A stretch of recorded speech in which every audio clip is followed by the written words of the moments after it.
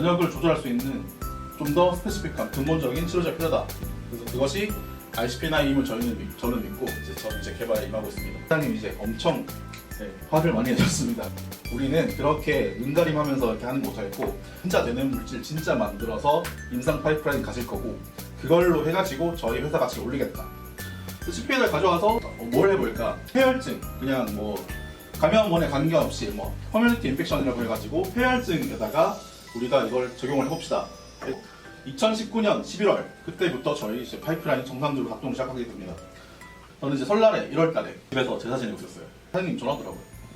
사장님 이렇게 전화 왔습니다 하니까 지금 중국에서 이제 폐렴이 퍼지는데 폐렴도 염증 아니냐? 염증이잖아요. ICP-9은 염증 치료잖아요. 염증을 치료하면은 우리가 이런 걸 해볼 수 있겠냐 해가지고 제가 생각을 해보니까 사장님 될 것 같습니다. 당장 올라와서 일단 실험을 해라. 그래서 바로 올라왔습니다. 그래서 올라와서 굉장히 이제 첫 번째 프리미엄 실험을 딱 했었고 사장님한테 다 말씀드렸죠. 사장님 이거 돼요. 폐가 조직이 정상적으로 돌아갑니다.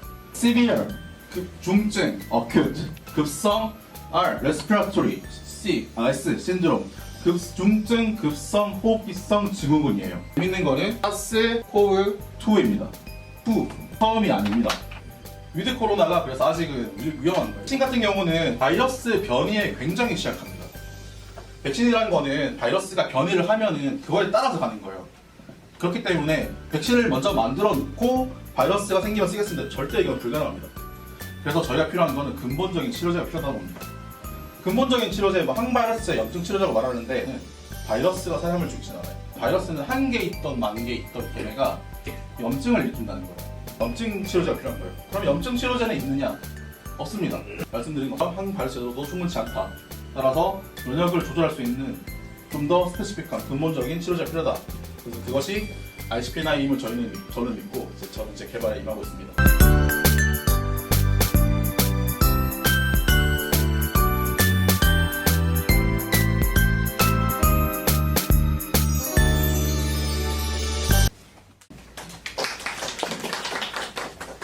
저희가 이제 애증의 코로나 치료제 ICP-9 기대도 많이 하셨을 테고 지금 이제 뭐 약간 실망도 혹은 뭐 기다림도 길어져서 좀 이제 지루하실 텐데 요걸 이제 저희가 첫 번째 이제 히스토리부터 좀 한 번씩 차근차근 알려드리면서 현재 개발 단계 알려드리도록 하겠습니다.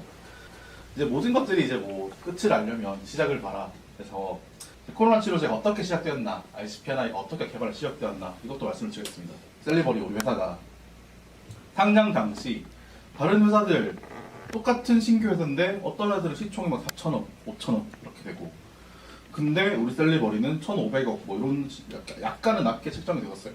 그래서 사장님께서 아이고 우리 왜 이렇게 다 비슷한 회사들인데 우린 낮아 했더니 기관 담당자가 이렇게 말하더라고요. 다른 데는 임상 파이프라인을 가지고 있어가지고 그렇다. 투자하시는 분들은 임상, 2상, 3상 있다 그러면 곧 되겠네 이러면서 다 투자를 하신다. 그래가지고 이제 뭐 그런 식으로라도 이제 허위 물질 가지고 와가지고 10억 싸게 들어가서 하는 거다. 여기서 사장님 이제 엄청 화를 많이 내셨습니다. 우리는 그렇게 눈가림하면서 이렇게 하는 거 못하겠고 우리는 진짜 되는 물질 진짜 만들어서 임상 파이프라인 가실 거고 그걸로 해가지고 저희 회사 가치를 올리겠다. 이런 이제 결심을 하였습니다. 그래서 파이프라인을 가실 거예요. 최대한 빨리. 그러면 뭐를 할까? 뭘 해야 우리가 굉장히 빠르고 효과적이면서 우리의 임상 파이프를 만들어서 회사 가치를 올릴 수 있을까? 이런 걸 이제 구상하던 당시에 이제 회장님께서 미국에 계신 시절에 당시에 이제 미국에서 산적인 테러 옛날에 기억을 하실 겁니다. 백악관 앞에서 막 하얀 가루 이렇게 쫙 뿌리면서 이제 테러가 나가지고 미국 국방부 정부에서 각 기관마다 국가과제를 준 거죠. 이런 바이오 웨폰, 바이오 테러에 대응할 수 있는 바이오 디펜스 약물을 만들어 달라. 이제 거기에 사장님께서 이런 걸로 하겠다 지원을 하셨고 선정이 됐었습니다. 그것이 ICP-9의 원형 물질 CP-NI였습니다. 개발이 잘 됐어요. 개발이 잘 됐고 개발이 잘 돼가지고 임상을 목전까지 갔습니다. 갔는데 우리가 이제 이런 걸 가지고 뭘 가지고 임상을 할까? ICP-9가 CP-NI가 이제 면역 조절제, 면역 억제제거든요. 이게 면역에 이제 작동하면서 저희가 뭐 외부 감염 물질, 뭐 사고가 난다거나 떨어진다거나 이렇게 뭐 외상이 발생을 하면 트라우마가 발생하면 저희 면역계가 이제 움직이게 됩니다. 그 중에서도 뭐 선천, 후천이 있는데 일단 선천 면역계가 먼저 움직이게 돼요. 선천 면역계는 일단 즉시 대응을 하는 애들이거든요. 항체 이런 애들은 14일 이후에 만들어져가지고 뭐 백신 맞아서 우리가 뭐 14일 후에 오라고 하잖아요. 인정된다고 하잖아요. 거기서 나온 말인데 일단은 감염 혹은 사고가 나면은 즉각 대응을 위해서 인네이트 이뮨 시스템이라고 하는 선처 면역계가 먼저 움직입니다. 근데 얘네가 움직이면서 염증 면역을 유도를 하는데 문제는 얘네가 만들어내는 물질이에요. 사이토카인이라고 하는 어떻게 보면 독성 물질이거든요. 사이토, 셀을 죽이는 물질이에요. 원래는 적당히 뿜어내서 이제 침입한 혹은 손상된 조직, 뭐 병균을 억제를 한 다음에 얘네가 다시 사그라들면 되는데 문제는 그런 탄저균 같은 강력한 염증성 물질들은 그걸 만나게 되면 이제 선천면역계 그런 세포들은 사이토카인을 왕창 만들어내는 거예요. 뭐 한간에 보셨을 거예요. 뭐 TNF라든지 뭐 인터류킨, 뭐 인터페론 감마 이런 것들이 있는데 그게 그런 것들의 이제 종류 중에 하나입니다. 얘네가 많이 만들어지면은 정상적으로 우리 몸을 유지하고 있는 그런 기본적인 세포들까지 다 손상을 일으켜요. 그래서 조직도 파괴되고 뇌출혈 일어나고 결국에 사람이 죽을 수도 있는 이게 급성 염증 반응으로 인한 사이토카인 폭풍, 사이토카인 스톰 이렇게 말하고 이것 때문에 사람이 septic shock 걸려가지고 죽습니다. 식비를 가져와서 뭘 해볼까? 폐혈증, 그냥 뭐 감염원에 관계없이 뭐 커뮤니티 인펙션이라고 해가지고 폐혈증에다가 우리가 이걸 적용을 해봅시다 해가지고 2019년 11월 그때부터 저희 이제 파이프라인이 정상적으로 작동을 시작하게 됩니다. 그 당시에 이제 저희가 애니젠이라고 하는 이제 국내에서 펩타이드 물질을 가장 잘 만들고 가장 많이 한 번에 만들 수 있는 회사인데 김재일 교수님이라고 하는 사장님이 계시는데 이제 저희 사장님이랑 친분도 있으시고 해가지고 상당히 빠르게 공격적으로 MOU 맺고 뭐 ICP-9 1kg, 2kg 생산 계약 맺어버렸습니다. 그 당시에 이제 애니젠을 저희가 뭐 혹자 사람들이 이제 뭐 애니벌이라 불렀었어요. 왜냐면 이제 저희가 계약한 규모가 애니젠은 이제 매출 규모의 한 10%, 30%까지 올라왔었거든요. MOU 맺고 진행을 하면서 이제 폐혈증 때문에 이제 전문가들, 전문 의사들 자문을 맺고 병원에 다니면서 우리 이런 걸로 임상을 해보려고 해요. 좀 도와주십시오. 어떻게 하는 게 좋을까요? 이렇게 하는 와중이었어요. 하는 와중에 이제 TV에서 뭐 중국에서 뭐 전염병이 뭐가 났는데 무슨 박쥐가 어쩌네 이렇게 얘기가 들리더라고요. 근데 그거는 그렇겠지 하고 이제 저는 이제 설날에 1월달에 집에서 제사 지내고 있었어요. 제사 지내는데 갑자기 막 이제 핸드폰이 윙했는데 문자 온 줄 알았는데 보니까 사장님 전화 오더라고요. 사장님 이렇게 전화 왔습니다 하니까 지금 중국에서 이제 폐렴 이런 거 퍼지는데 폐렴도 염증 아니냐? 염증이잖아요. ICP-9은 염증 치료제니까.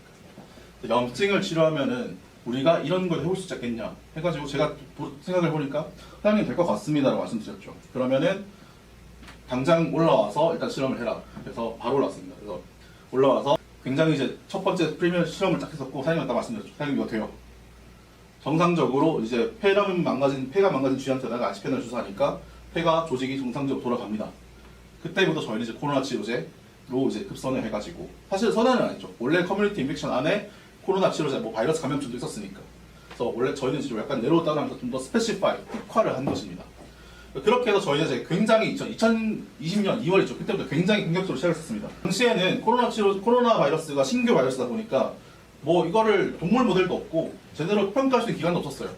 근데 저희는 2월에 시작해서 4월 달에 미국 서던 리서치 그 사이 엘러베마 있는 그런 곳인데 거기에 컨택해서 영장류를 빨리 뽑아가지고 거기다가 바이러스 감염시키고 거기다가 코로나 치료제 ICP-9을 투여한 다음에 실제로 임상 증상이라던가 사이토카인, 뭐 바이러스 수 이런 것들이 좋아지는 효과를 보고 발표를 했었죠. 그래서 좋은 결과를 얻었고 현재까지 진행이 되고 있습니다. 자, 그러면 코로나 바이러스에서 좀 약간 좀 얘기를 좀 드려야 될 것 같은데 뭐 지금은 다 이제 웬만큼 다 아실 겁니다. 뭐 일반 사람들도 코로나 바이러스, 그 코로나 감염증은 이제 사스코브2라고 하는 사스, SARS입니다.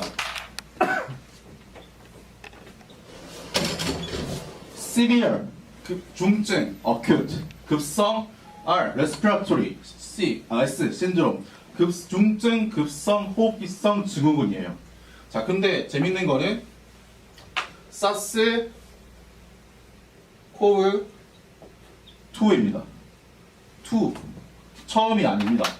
이전에 저희가 사스, 그때는 원이 없었죠. 그냥 사스 병이 있었고 그 이전엔 중동호흡기 증후군 해가지고 MERS 똑같이 이것도 사스 코로나 바이러스였어요. 근데 이제 이런 식으로 주기적으로 코로나 바이러스가 계속 유행을 합니다.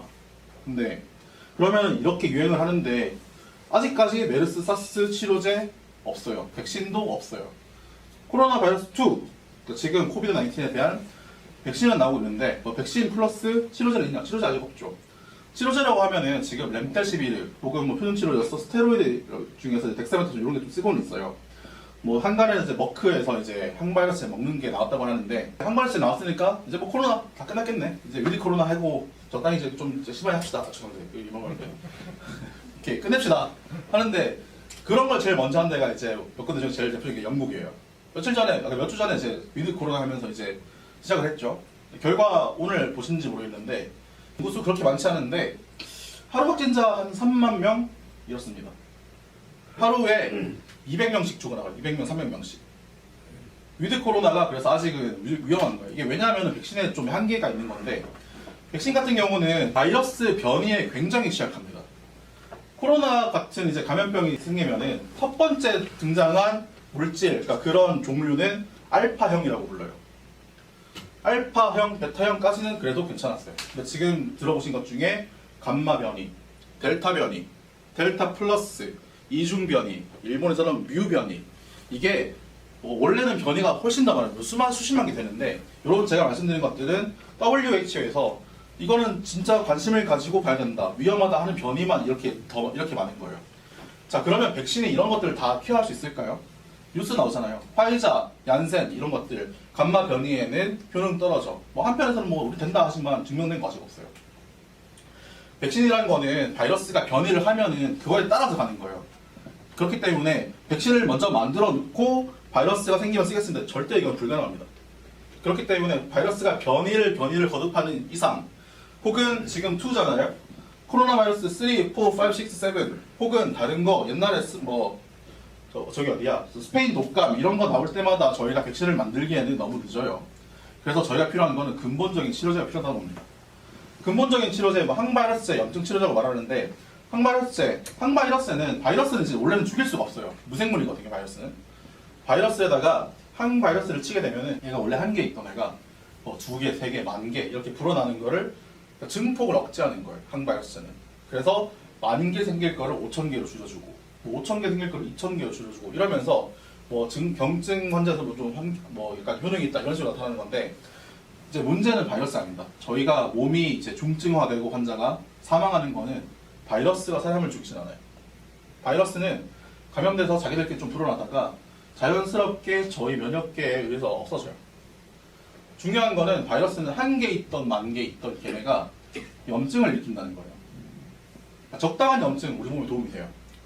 근데 과한 염증, 아까 말씀드렸던 사이토카인, 그 독극물 사이토카인이 막 폭풍처럼 휘몰아치는 그런 환경이 되면은 이게 호흡기 질환이다 보니까 저희 폐가 작살이 납니다. 그래서 빠지는 게 ARDS라고 해요. Acute Respiratory Distress Syndrome. 급성 호흡기 증후군에 걸려서 사람이 그 에크모라는 그런 의학 장비를 끼고 중환자실에 누워 있다가 죽는 거예요. 그렇게 되지 않게 하려면 염증 치료제가 필요한 거예요. 그럼 염증 치료제는 있느냐? 없습니다. 아까 말씀드린 스테로이드, 덱사메타손 이런 것들은 스테로이드는 이제 염증을 억제하는 그런 능력이 있기는 하지만 굉장히 부작용이 심해요. 이거 의사들한테 물어봤거든요. 표준 치료제 등록돼 있는 거 쓰시죠 하니까 쓰기는 쓰는데, 시작해서 이게 지치면서 쓰긴 쓰는데, 이거 잘못 썼다가 내가 환자를 줄 것 같아가지고 좀 겁나요. 왜냐면은 잘못 맞으면 혈당이 쫙 올라가거든요. 혈당 올라가면서 혈관 시스템 다 망가져요.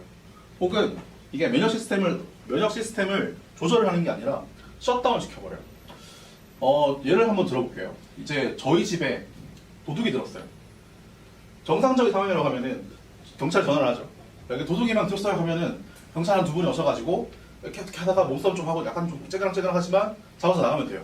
이게 일반적인 염증 상황이에요. 좀 사이토카인 폭풍은 뭘까요? 도둑이 들었어야 했는데 갑자기 경찰 특공대가 온 거예요.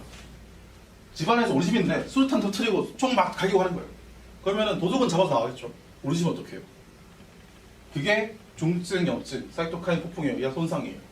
근데 요거를 재우기 위해서는 면역을 적절하게 조절해야 되는데, 덱사메타손 이런 것들은, 스테로이드는 우리 집에 도둑이 있어서 그러면은 그래요? 그러면 그 집을 태워버립시다 이거예요. 그러니까 면역을 조절하는 게 아니라 면역 아예 없애버린 거예요. 근데 그렇다 보니까 인도 이런 데서는 그런 거 잘못 써가지고 다른 균에 걸리거나 곰팡이에 걸려가지고 안구를 도려낸다, 턱을 없앤다, 혹은 그런 거 못해가지고 죽은 사람이, 코로나 걸려서 죽은 사람 더 많아요. 그래서 지금 현실적으로 염증 치료도 없다는 것이고, 말씀드린 것처럼 항바이러스 제도도 충분치 않다. 따라서 면역을 조절할 수 있는 좀 더 스페시픽한 근본적인 치료제가 필요하다. 그래서 그것이 RCP9임을 저는 믿고 저는 이제 개발에 임하고 있습니다.